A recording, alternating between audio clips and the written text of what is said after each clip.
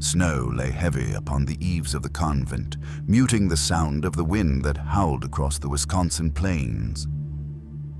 The year was 1862, and to the townsfolk, the Sisterhood of St. Teresa was a sanctuary of kindness, a place where the sick found comfort, the orphaned found mothers, and the weary found God's peace. Yet Father Alden, whose parish stood 3 miles away, noted with unease the peculiar absence of the sisters from public life after sunset. His private journals, preserved in the diocesan archive, spoke of dim figures moving through the snow, lanterns veiled, their steps quick and soundless toward the chapel's rear entrance. It was on a bitter January evening that Margaret, a pale and quiet novitiate, barely 17, arrived at the gates. She was met with smiles that felt rehearsed and hands warm but unyielding. Within the convent's high walls, the air was thick with incense, masking something faintly metallic beneath. Margaret's first nights were restless. Each midnight she heard a sound, low, rhythmic chanting, as though the stone itself carried the voices. At first, she thought it a trick of sleeplessness until she began noticing patterns. Candles in the chapel extinguished in pairs, then relit in precise sequences, their flickers aligning with strange diagrams she had once glimpsed in a forbidden book in her uncle's study. Father Alden's writings hinted at unease long before Margaret's arrival. "The Sisterhood's discipline is admirable," he wrote, "yet in their silence I hear the echo of another master's call." He had approached the Mother Superior with concerns, only to be met with a smile that seemed to study him rather than hear him. He left unsettled, and that night, through the frost-bitten glass of his study, he thought he saw her standing beyond the rectory gate, unmoving, until the church bell struck 3. Margaret's curiosity began to outweigh her caution. The other novitiates spoke little, and when she asked about the sounds at night, their eyes darted toward the chapel before their mouths shut tight.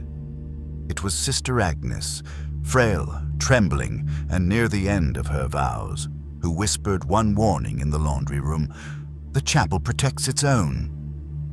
No more was said, but Agnes's hand shook so violently that the soap slipped from her grasp and shattered on the flagstones. A week later, Margaret woke to the unmistakable scent of tallow and herbs drifting through the corridor. Drawn by the sound of footsteps below, she wrapped herself in her cloak and crept toward the chapel. The oak doors were ajar, a thin line of golden light spilling into the hall. Inside, shadows moved across the altar, where a curtain had been drawn back to reveal a narrow stone stair. She descended quietly, her bare feet finding cold steps that spiraled into the earth. The chanting grew clearer, women's voices, layered and solemn, accompanied by a slow, deliberate pounding, like a heartbeat in stone. The underground chamber was lit by dozens of candles. At its center stood a carved figure, horned and faceless, towering above the kneeling sisters. In their hands were bowls of dark liquid lifted toward the statue's outstretched arms. Margaret's breath caught in her throat. She stumbled backward, her heels striking loose gravel, and in that instant, the chanting stopped. Every head turned toward her. The Mother Superior stepped forward, her expression calm, almost tender. "You've come far, child," she said, her voice carrying the softness of a lullaby. "And now you will understand why the chapel protects its own." The words hung in the damp air, as though the stone walls themselves had absorbed and repeated them. Margaret felt the weight of a dozen pairs of eyes on her, their gazes neither angry nor welcoming, merely expectant, like a congregation awaiting a confession. The flickering candlelight seemed to throb in time with her heartbeat. The Mother Superior descended the last of the steps, her rosary swinging slowly, the crucifix gleaming in the candlelight. She reached out, her hand hovering just short of touching Margaret's cheek. "You are no longer a guest here," she said softly. "You're chosen." Margaret wanted to speak, to deny whatever ceremony she had stumbled into, but her throat felt closed. The other sisters rose from their kneeling positions, their movements perfectly synchronized, as though rehearsed over countless nights. They formed a circle, leaving Margaret and the Mother Superior at its center. From behind her, a heavy door creaked shut, sealing away the faint draft from the stairwell. In the dim glow, Father Alden's warnings echoed in her mind. His letters, the ones she had hidden beneath her mattress, described a sanctity that rots beneath its own piety. She understood now why he had been dismissed by the Mother Superior with such practiced gentleness. The chanting began again, low, deliberate, the words unfamiliar but cadenced, like a prayer recited backward. One sister stepped forward holding a brass bowl filled with a dark, thick liquid.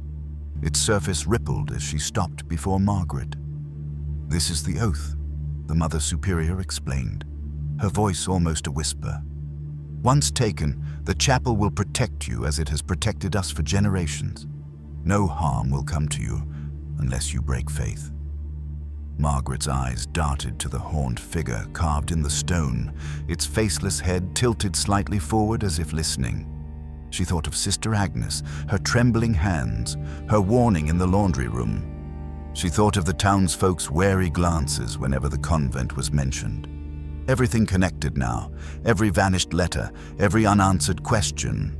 Suddenly, the sound of distant bells rang from above, 3 solemn chimes. The sisters froze mid-chant, their heads turning toward the stair. The Mother Superior's eyes narrowed. "An intruder," she said, not in fear, but in irritation.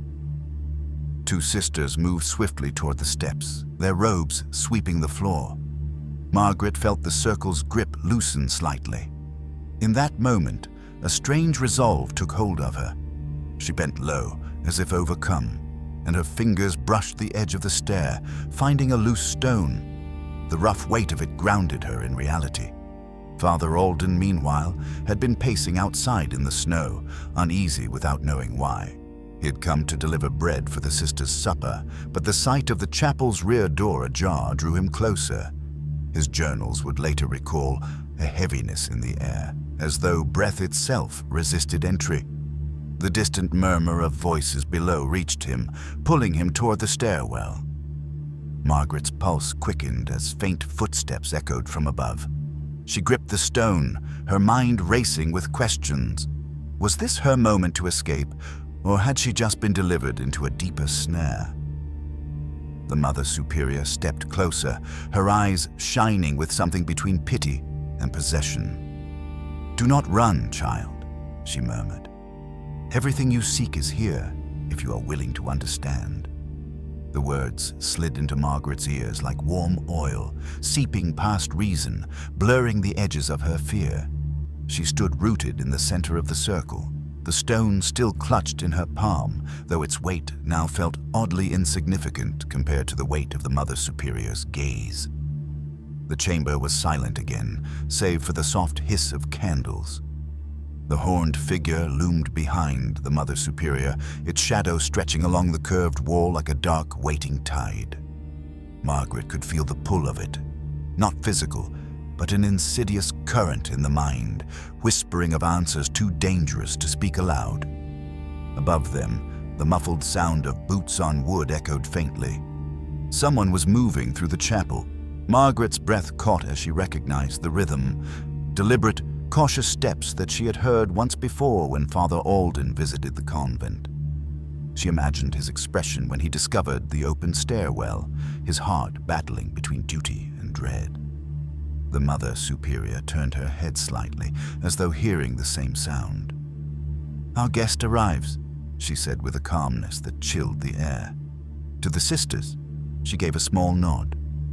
2 broke away from the circle and melted into the shadows near the stairs. The others resumed their kneeling positions, eyes fixed not on the intruder's path, but on Margaret, as if her choice in the next moments would decide more than her own fate. Margaret's mind flashed back to her first days here, the measured kindness of the sisters, the way her belongings had been inspected under the guise of blessing them, the subtle glances exchanged in the refectory when she spoke too freely. Each detail now felt like a piece of a puzzle she hadn't realized she'd been solving. The footsteps above stopped. A faint creak followed, the sound of a hand on the stair rail. Margaret's fingers tightened around the stone. If Father Alden reached the bottom, he would see everything. But the thought that came next froze her more than fear. If he saw, he might not leave alive. The Mother Superior stepped to her side, her voice low. "You may yet leave this place untouched," she murmured. "But if you remain here when he arrives, you will both belong to us." Father Alden's descent was slow but relentless, the boards groaning under his weight. He could smell the mingled scents, wax, incense, and something faintly iron-like, drifting upward. His training told him to retreat, to bring others, but something deeper urged him downward. Margaret's heart pounded. She could reveal herself, warn him, and risk being dragged back into the circle. Or she could remain still, let him see what she had seen, and trust that the shock would be enough to drive him to act. But the memory of Sister Agnes's eyes, filled with silent, unending terror, made her doubt whether any witness ever truly escaped. The first glimpse of Father Alden appeared in the candlelight, his face pale, his eyes narrowing as he took in the chamber. For a heartbeat, the room was still. Then one of the shadowed sisters moved behind him, her hand slipping into the folds of her robe where something metallic glinted. Margaret inhaled sharply, and in that instant, her choice was made. Her voice cut through the silence like a blade. "Run, Father!" The words burst from Margaret's lips, sharp and urgent, cutting through the dense, incense-laden air. For a fraction of a second, the chamber seemed suspended in stillness, every sister's gaze fixed on her, the flicker of the candles frozen as if time itself hesitated. Then the spell broke. Father Alden's eyes widened, his gaze darting from Margaret to the horned effigy behind her. He took a single step back, but the robed figure in the shadows moved with unnatural speed, blocking his retreat. The metallic glint reappeared, a narrow blade, dull with age but deadly in its intent. The Mother Superior did not raise her voice, yet her words carried through the chamber with a force that silenced every movement. "No one leaves without the chapel's blessing." Margaret lunged forward, placing herself between Alden and the advancing sister. Her stone, still clenched in her palm, felt heavier now, as though the earth itself had poured its strength into it. She swung it upward, not to strike, but to draw the sister's attention away from him. The sound of the blow meeting metal rang out, the blade knocked from its hidden sheath to clatter across the floor. The circle of kneeling women rose as one, their faces calm, but eyes lit with something unyielding. The Mother Superior moved toward them, her rosary swinging in slow arcs, her gaze never leaving Margaret. "You mistake our purpose," she said. "We do not seek to harm, only to keep what is sacred from the unprepared." Father Alden's breath was ragged, his thoughts racing. The scene before him defied every lesson of his faith. Later, in the margins of his private journal, he would write, "They believe they serve God, yet their altar is stone and horn." I could not discern whether their devotion was born of madness or something older. Margaret seized his arm, pulling him toward the stair. The sisters moved to block their path, but hesitation flickered among them, as though unsure whether to follow without command. The Mother Superior gave none. Instead, she watched, her expression unreadable, as they began their ascent. Halfway up, the sound returned, low chanting, but not from the women below. It came from above, faint yet unmistakable. Margaret froze. "There's more," she whispered, her voice trembling. Alden gripped her hand tighter, his knuckles white. When they reached the chapel, the sight awaiting them stole what little breath they had left. 5 more sisters stood near the altar, each holding a candle whose flame burned a deep, unnatural red. Behind them, the great wooden crucifix seemed to shiver in the candlelight, its shadow stretching unnaturally long along the floor. The eldest of the women stepped forward. Her eyes were pale as milk, unblinking. "The chapel has many doors," she said, her tone almost kind. and you have only seen one. Alden's instinct was to turn back toward the stair, but the air behind them had grown cold and heavy. Margaret knew without looking that the path they had taken was no longer open. The pale-eyed sister extended her candle toward them. "You may leave," she said softly, "but not as you came." Margaret met her gaze, refusing to lower her eyes, though her heart thundered. "And if we refuse?" The sister's smile was faint, almost pitying. "Then the chapel will keep you." The words slid from the pale-eyed sister's lips like a final verdict, a seal placed upon a fate neither Margaret nor Father Alden fully understood. The air between them felt charged, as though unseen threads were drawing them closer to the altar and farther from the world they knew. Alden's gaze shifted, scanning the chapel for any unguarded path. He saw only the narrow stained glass windows, their cold winter light fractured into shards across the floor, and the two heavy doors barred with iron. The women with the crimson candles did not move, but their stillness was not passive. It was the watchful stillness of a predator poised to act at the first sign of weakness. Margaret's mind raced. Every instinct screamed to move, to act, yet she felt an almost magnetic pull toward the altar, where the crucifix's shadow stretched unnaturally long, tapering toward her feet. The pale-eyed sister seemed to sense her hesitation.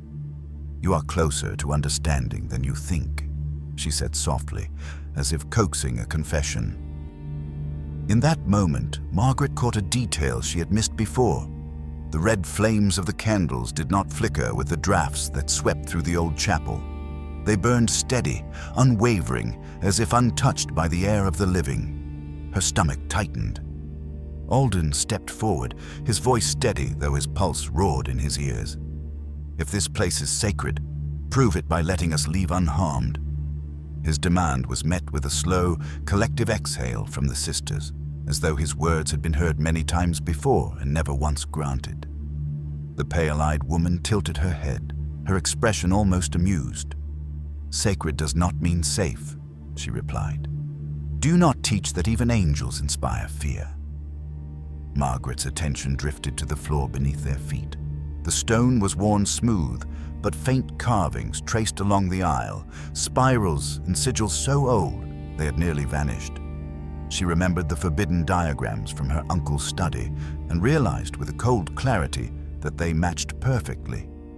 This was no accident of stonework. Suddenly, the barred doors shuddered, not from wind, but from something striking them from the outside. Once, twice, 3 times, a deep, resonant pounding that reverberated through the chapel's bones. The crimson flames flared brighter, casting the sisters' faces in an otherworldly glow. One of the younger sisters turned toward the doors, her composure breaking for the first time. "It's too soon," she whispered. The pale-eyed leader's gaze snapped to her, silencing further words. She stepped closer to Alden and Margaret, her voice low enough that only they could hear. "Choose now, remain and see the truth unveiled, or resist and be given to what waits beyond those doors." Margaret's grip on Alden's arm tightened. The pounding grew louder, almost rhythmic, as though answering a call from within the chapel. Her mind swirled with questions she could not ask aloud. What waited beyond? And why did these women, so unyielding in their rituals, fear it more than they feared losing control of them? The doors rattled violently, dust falling from the beams above. Alden's instinct told him that whatever lay outside was no salvation. Margaret's eyes met his, and for a heartbeat they shared the same thought. Staying might damn them, but leaving could destroy them outright. The pale-eyed sister extended her candle between them, the red flame steady as a heartbeat. "Step forward," she said, "and the chapel will claim you as its own." The offer, or was it a sentence, hung between them, a thread pulled taut in the dim, flickering light. Margaret felt the pressure of the sisters' collective gaze, not unlike the weight of earth on a coffin lid. The pounding at the barred doors did not cease. It had grown deeper, more deliberate, as if whatever waited outside had all the time in the world to break through. Alden's throat tightened. He had counseled men on the brink of confession, had listened to women whisper their gravest sins through the screen, but never had he stood at the threshold of a choice that reeked so strongly of damnation either way. He looked at Margaret and saw in her face the same calculation. Stay and risk corruption, flee and embrace a danger the sisters themselves dreaded. The pale-eyed leader's candlelight caught the silver threads in her hair, her features carved in shadows. "You are trespassers here," she murmured, "but trespass can be forgiven if the heart bends to service." She stepped closer, the scent of herbs and warm wax wrapping around them like a shroud.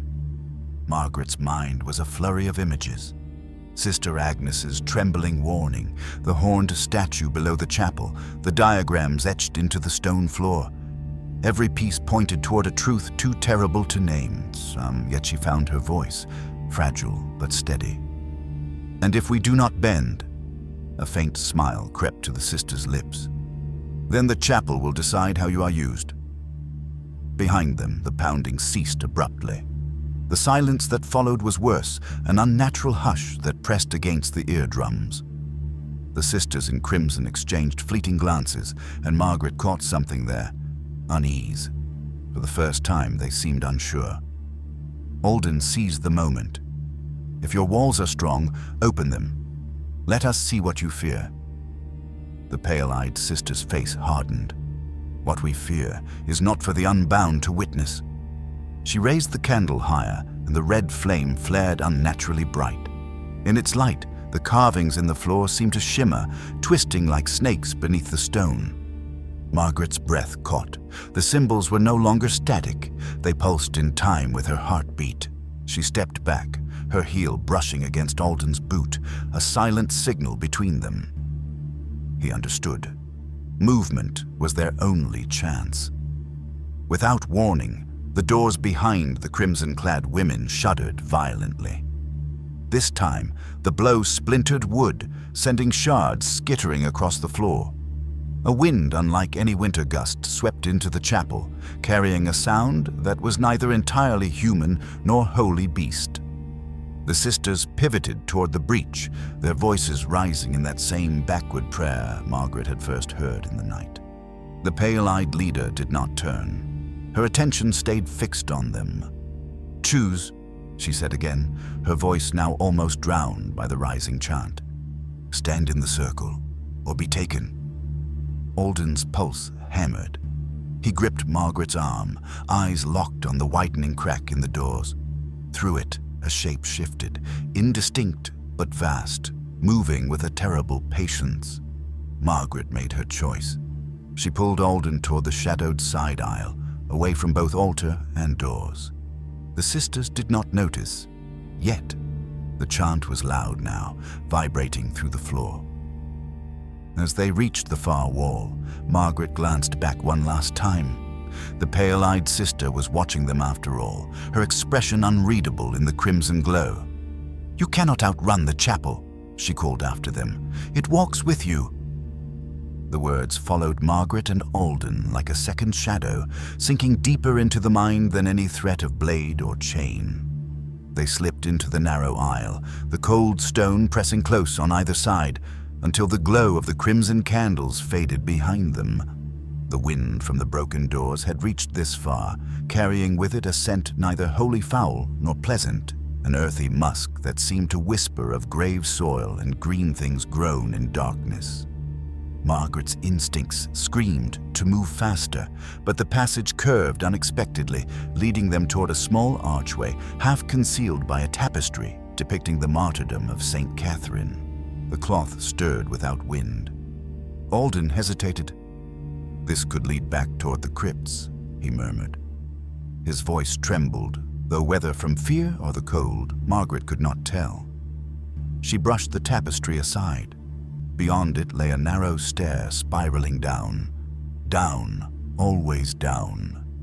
They descended in silence, the sound of their footfalls muffled as though the stone drank in every noise. The air grew warmer, more oppressive, until the space opened into a chamber lit by a single iron lamp. Here, the walls were carved with frescoes. Saints and angels. Yes, but distorted. Their faces elongated, their hands clutching symbols Margaret recognized from the chapel floor. Alden moved to the center, his eyes tracing the carvings. "These figures," he said, "they're older than the church itself. This place wasn't built for the Sisterhood. They found it." Margaret's thoughts turned sharp. If that was true, then the chapel above was not the beginning of whatever power dwelled here. It was merely its latest vessel. A sound broke her focus. Soft steps in the stair above. Not hurried, but certain. She grabbed Alden's sleeve and pointed toward a low arch at the far end of the chamber. They crossed quickly, crouching to slip through, and emerged into a long corridor lined with alcoves. Within each stood a figure carved in black stone, robed, hooded, their faces hidden, their hands cupped as if to offer or receive. Margaret felt a chill that had nothing to do with the air. Some of the statues were small, no taller than a child. Others loomed near the ceiling. In one alcove, the hood had been pulled back to reveal not a face, but the same horned visage she had seen in the ritual chamber. Alden caught her arm. "Look." His voice was low, urgent. At the base of one statue lay a small stack of objects: rings, rosaries, a child's shoe, offerings, or trophies. The steps behind them grew louder. Margaret scanned the corridor, searching for any sign of escape, but the far end vanished into darkness. She could hear her own breathing quicken. Then, from the blackness ahead, came a glow, faint, golden, like candlelight bending around a corner. A shadow moved across it.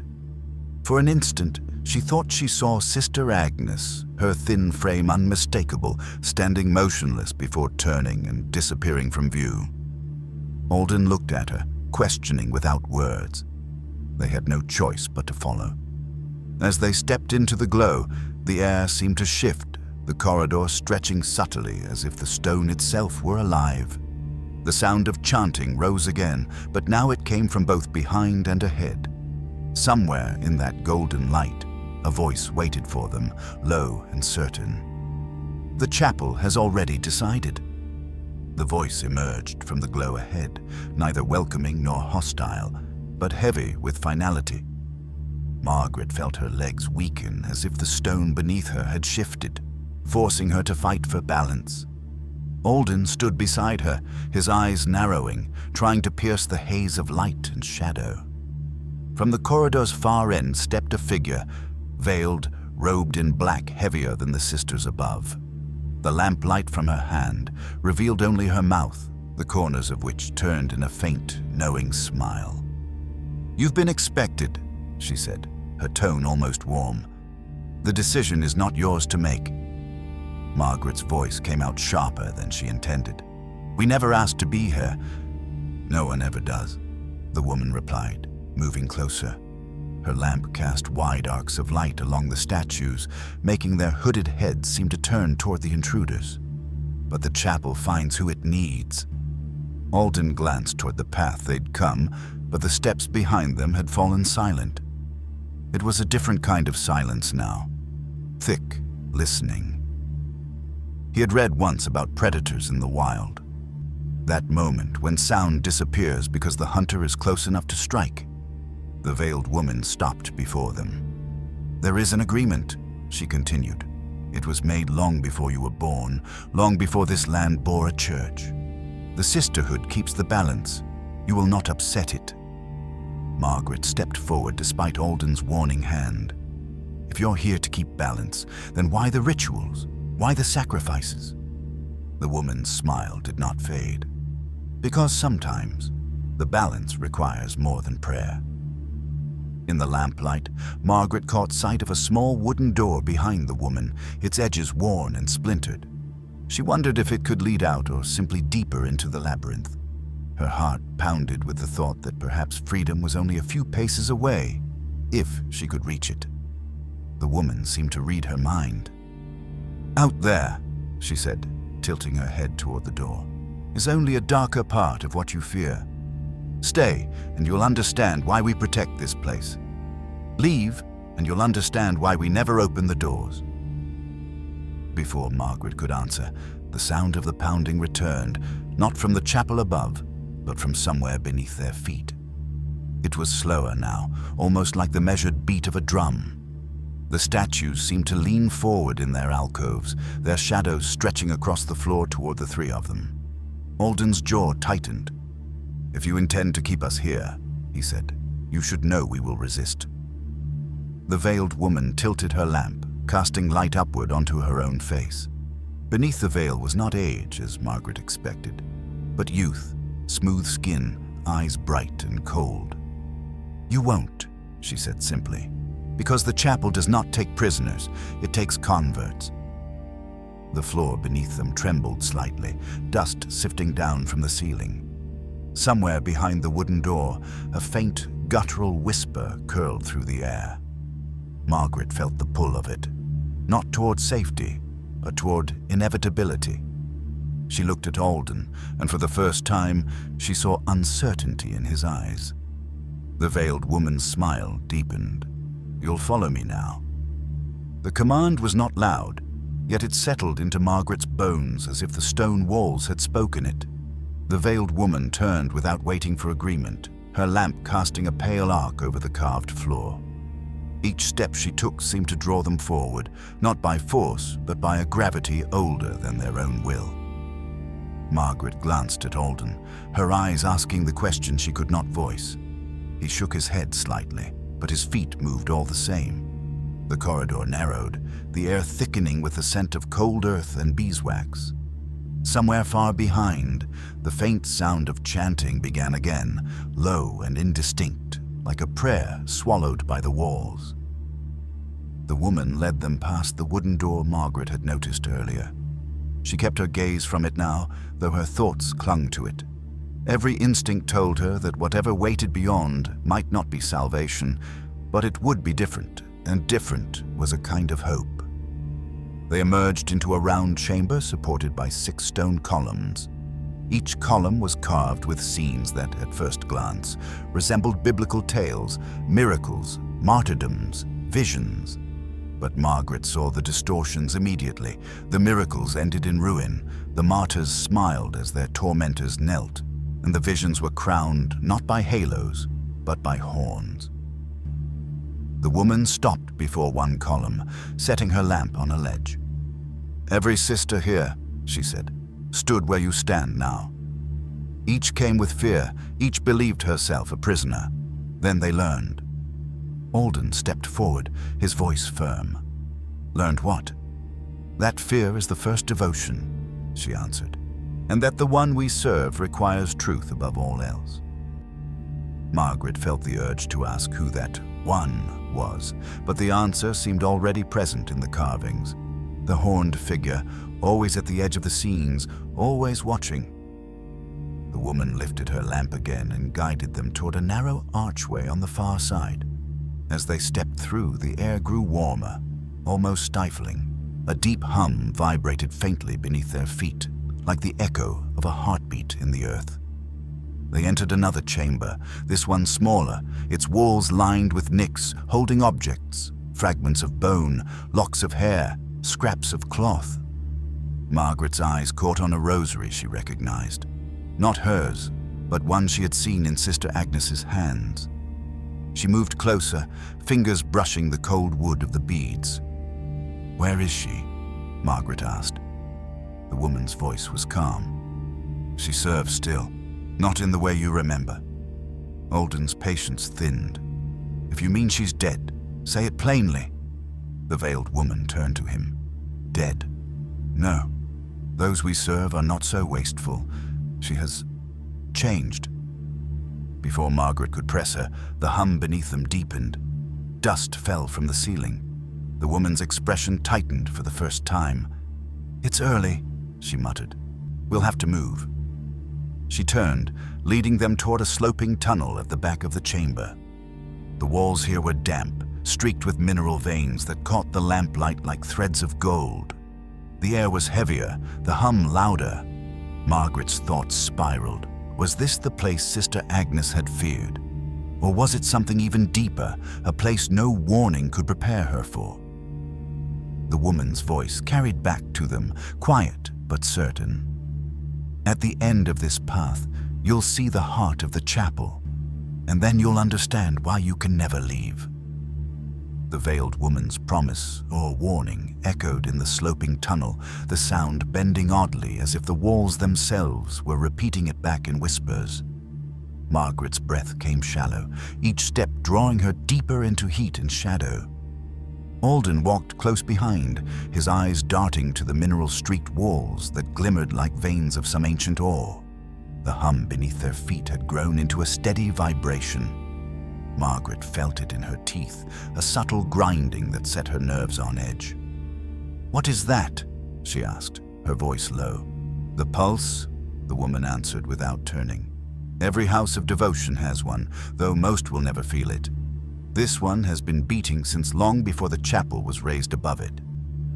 They reached a point where the tunnel widened, forming a natural antechamber.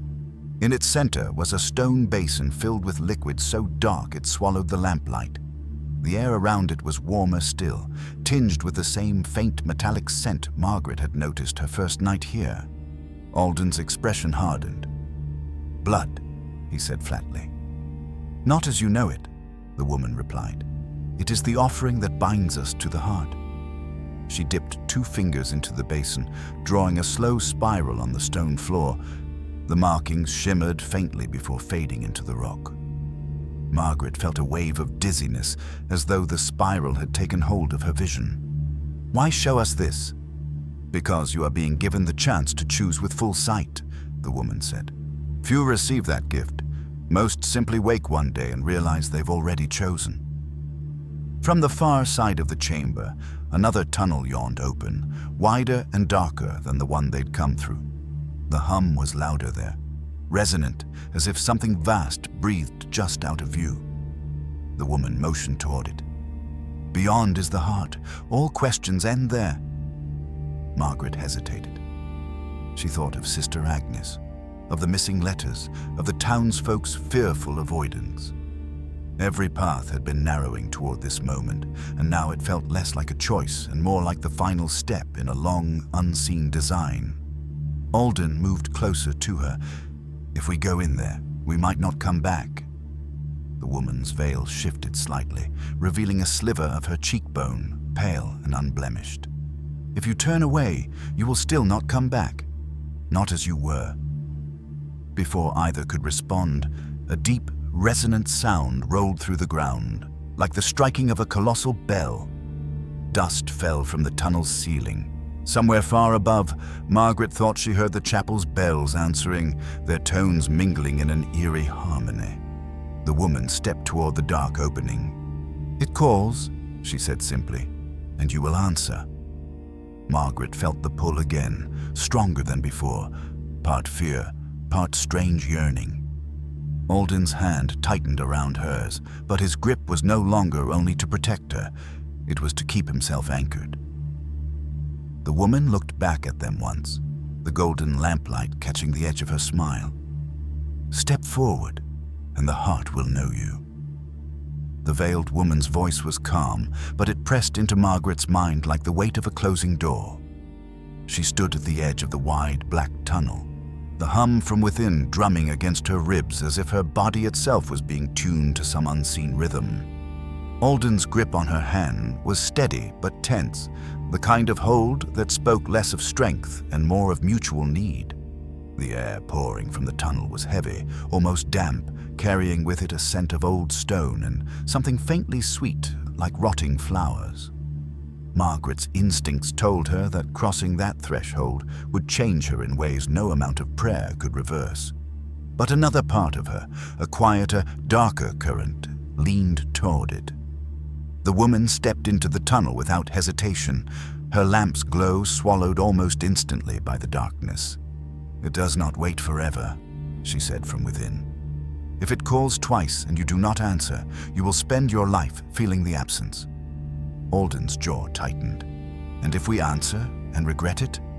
Her voice echoed back, softer now. "Regret is for those who still belong to themselves." Margaret glanced over her shoulder, hoping to see the way they had come, but the tunnel behind them was now veiled in shadow, so thick it seemed to absorb her gaze. There would be no retreat without passing through it, and she doubted it would allow passage twice. They stepped forward together. The tunnel was broader than it appeared, the walls veined with that same faintly glowing mineral, only here the glow pulsed in time with the hum. The deeper they went, the more the vibration worked through her bones, until it felt like her heartbeat no longer belonged to her. The passage opened into a vast chamber, so tall the ceiling disappeared into darkness.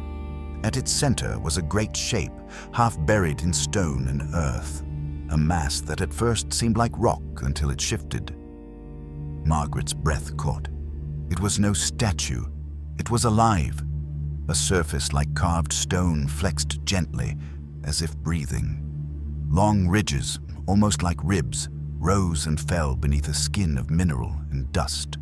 At its base, half a dozen channels fed into the dark liquid she had seen before, but here it gleamed with an inner light, flowing toward the edges of the chamber. The veiled woman stood near the shape's side, her lamp lowered in reverence. "This is the heart," she said simply. "It feeds us, it shelters us, and in return, we serve." Alden took a step forward despite himself. "What is it?" Her answer was quiet, but every word carried. "Older than your God, older than the stones beneath your feet, and it remembers." Margaret felt the thing's presence in her mind now, faint but undeniable, like a hand resting lightly on the back of her neck. Images flickered, the chapel above, the horned figure, Sister Agnes's trembling eyes, and threaded through it all was a single, unshakable truth. None of it had been coincidence. The hum deepened, the channels of light brightened. The veiled woman turned to them, her eyes luminous in the half-dark. "Now," she said, "you will kneel." The words struck the air like a commandment, settling into Margaret's chest with a cold finality. For a heartbeat, she didn't move. Neither did Alden. The hum from the heart swelled, each vibration threading deeper into their bodies until her knees ached from resisting. The veiled woman stood perfectly still, her lamp casting a muted glow over the vast, breathing shape. "It is not submission," she said softly, "but alignment. The heart does not take by force. It simply teaches you to stop resisting what you have already begun to desire." Alden's voice was steady, though Margaret could hear the strain in it. "And if we refuse entirely," her veil shifted slightly as she turned her head toward him, "then the chapel will not protect you, and what lies beyond its walls will not hesitate." Margaret's gaze flicked to the pulsing ridges of the heart. The images it had placed in her mind still lingered, fleeting moments stitched into a pattern she could not yet see.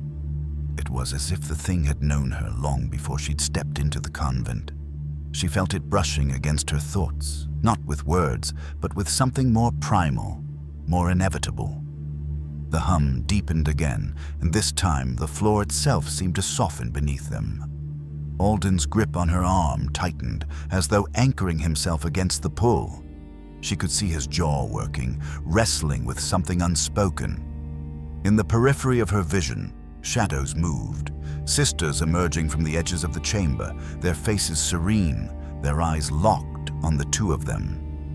Among them, Margaret saw Sister Agnes.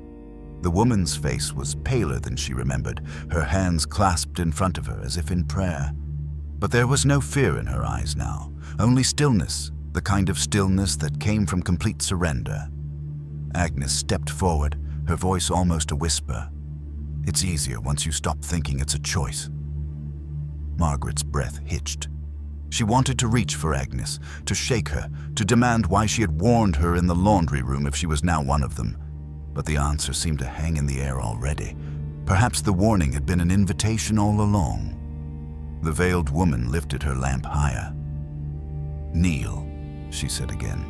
And this time, the word did not sound like a command, but like the inevitable end of a long, winding road. Margaret's knees bent without her meaning them to, the heat from the stone seeping into her skin. beside her, Alden resisted a moment longer, but the heart's hum was relentless. When he finally sank to the ground, his shoulders sagged as though some invisible weight had been set down, and another picked up in its place. The breathing shape pulsed once, slow and deep, and the channels of light flared brighter. The sisters began to chant, a sound that was less a melody and more a resonance, as if their voices were harmonizing with the earth itself.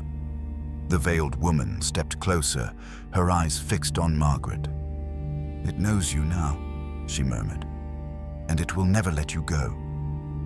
The words slid into Margaret's mind like a seal being pressed into warm wax, leaving a mark she could feel but not see. Her pulse matched the hum of the heart, her body no longer sure where her own rhythm ended and its began. Alden's eyes were fixed on the breathing mass, his face pale but unreadable. His hands, once tense at his sides, now rested loosely on his knees. It struck Margaret that his resistance had not broken with struggle, but with quiet surrender, the way a man accepts the tide when the shore is too far to reach. The sisters' chanting wrapped around them, a low and steady cadence that seemed to stitch them into the chamber itself. Sister Agnes moved closer, kneeling beside Margaret. Her voice, though soft, cut through the chant. "You'll find peace here if you stop measuring it against the world you left." Margaret turned toward her. "And what if I don't want peace?" Agnes's smile was faint, almost pitying. "Then the chapel will teach you why you do." The veiled woman circled them, lamp in hand, her steps slow and deliberate. "You will remain here until the heart has finished its reading of you," she said. "Only then will you be permitted to serve." Margaret's mind caught on the word reading. "What does that mean?" "It sees what you are," the woman replied, "and it decides what you will be." From somewhere deep in the walls came a low groan, as if the stone itself had shifted. The hum beneath them altered, the pulse quickening. Margaret's vision swam. Images flickered in her mind. The convent's snow-covered roof, the horned figure carved into the underground chamber, the faces of townsfolk averting their eyes. But these visions were tangled with others she could not place. Fields of scorched earth, rivers running black, the taste of something metallic on her tongue. When her sight cleared, she realized the sisters were no longer chanting. They were watching her. The veiled woman leaned close. "It has seen enough to begin." Two of the sisters stepped forward, carrying narrow vessels of the same dark liquid from the basin they had passed earlier. The smell was stronger now, rich and sharp. One vessel was held to Alden's lips, the other to hers. Margaret hesitated, but the hum grew louder until it filled her skull, and she realized it was not sound, but compulsion. Her hands rose to the vessel, steady despite her fear. Alden drank first, his eyes closing. The lines of tension in his face smoothed away, leaving an unsettling calm. Margaret lifted the vessel to her lips, the liquid warm and heavy. The first taste was bitter, then strangely sweet, seeping into her tongue like a truth she had always known but never spoken. The sisters murmured in unison, "It is done." The veiled woman smiled, her lamp casting their shadows long and thin against the chamber walls. "Tomorrow," she said, "you will take your place among us." The promise settled over Margaret like a shroud, heavy and suffocating. She could still taste the liquid on her tongue, its strange sweetness clinging to the back of her throat, impossible to swallow away. Across from her, Alden sat unnervingly still, his gaze fixed on some point beyond the breathing heart, as though already lost to a place she could not follow. The sisters began to disperse, their movements silent and deliberate, leaving only the veiled woman, Sister Agnes, and the two of them in the vast chamber. The hum softened to a slow, steady thrum, as if the heart were resting. "You will sleep here tonight," the veiled woman said, motioning toward a small alcove carved into the wall. Within it, Margaret saw two narrow cots, each draped in plain linen. "It is a place for those who have been seen but not yet bound. Do not leave it before the morning bell." Margaret's instincts told her that leaving was not only forbidden, it was impossible. Still, when they were alone, she leaned toward Alden. "We can't stay," she whispered. "Whatever that thing is, it's trying to root itself in us." Alden didn't answer right away. When he finally spoke, his voice was low, detached. "Maybe it already has." That night, Margaret lay on the cot, staring at the stone ceiling.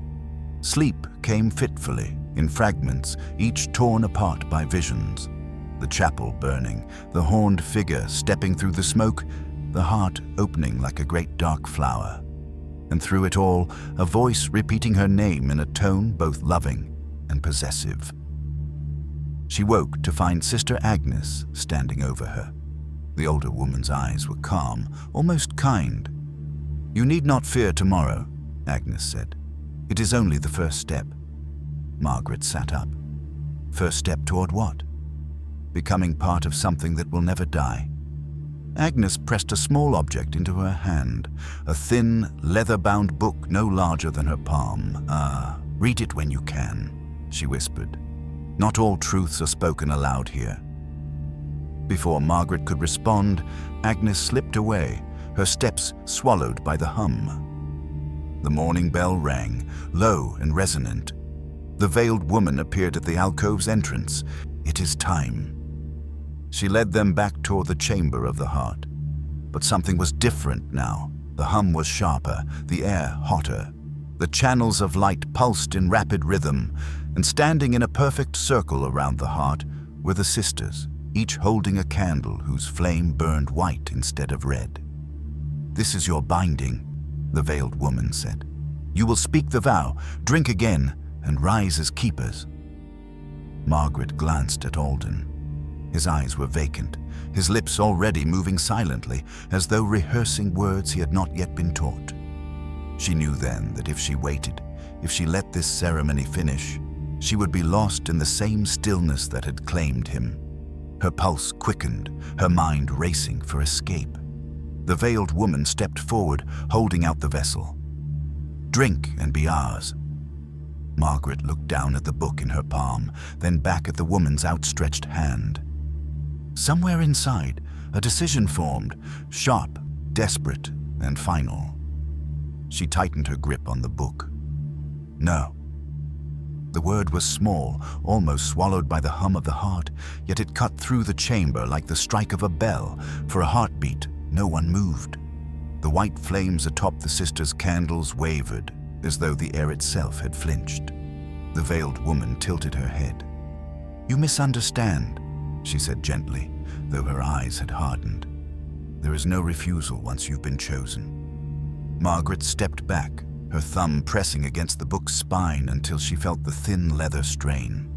"I wasn't chosen," she said. "I was taken." A murmur rippled through the circle of sisters. Alden's gaze lifted toward her, a flicker of something human breaking through the stillness in his eyes. "Margaret," he began, but she shook her head. The hum deepened, the ridged surface of the heart shifting beneath its stone skin. The air grew heavier, pressing against her lungs. Margaret felt a tug, not physical, but inside her thoughts, like hands trying to rearrange the furniture of her mind. She clutched the book tighter, using its weight as an anchor. The veiled woman's voice lost its softness. "You cannot defy it. The heart will have you, one way or another." Margaret's fingers found the edge of the book's cover and tore it open. Inside, the pages were filled with cramped, hurried writing. Agnes's hand, she realized. Words leapt out at her. The heart is not a god, it is a hunger. She looked at Alden. "It's not sacred, it's feeding." The moment the words left her lips, the hum pitched into a roar. The sisters stepped forward in unison, candles thrust toward her. Margaret dropped to her knees, not in surrender, but to pull the small blade she had hidden in her boot since the night in the catacombs. With a sharp movement, she drove it into one of the glowing channels at the base of the heart. A sound erupted, low, pained, and impossibly vast. The white flames guttered, plunging the chamber into a chaos of shadows. The sisters broke their circle, some stumbling, others shrieking in a language Margaret didn't understand. She grabbed Alden's arm, yanking him toward the tunnel they had entered by. At first, he resisted, but then his eyes cleared and he stumbled after her. The ground trembled beneath them, and the hum became a ragged, uneven beat like a failing heart. Behind them, the veiled woman's voice rose in fury. "You cannot kill what was here before you." Margaret didn't answer. They ran, the golden veins in the walls dimming with each step, until they reached the narrow stair that led upward. Somewhere above, cold air rushed in, carrying the scent of snow. They burst into the chapel, its stained glass windows cracked, the pews overturned. Smoke seeped through the floorboards. The fire had found its way up from below. Alden pushed open the doors, and they stumbled out into the blinding white of a winter morning. They didn't stop running until the chapel was a smudge on the horizon. When they finally collapsed in the snow, Alden looked at her. "Is it over?" Margaret didn't answer immediately. She reached into her coat, feeling the weight of the book still there, and in the silence, she thought she heard it. The faintest echo of the hum, somewhere deep beneath the earth. Her voice was quiet, almost to herself. "It knows us now." The events beneath the Sisterhood of St. Teresa remained sealed in the whispers of that winter. Some believe the chapel's ruin ended the corruption. Others say it merely loosened the hunger to roam. Margaret's survival brought no peace, only the knowledge that certain places are never truly left behind. And so the question lingers: when you hear the call, will you kneel, or will you run, knowing it walks with you? Share your thoughts in the comments and subscribe for more stories where the truth hides in shadow, waiting to be found.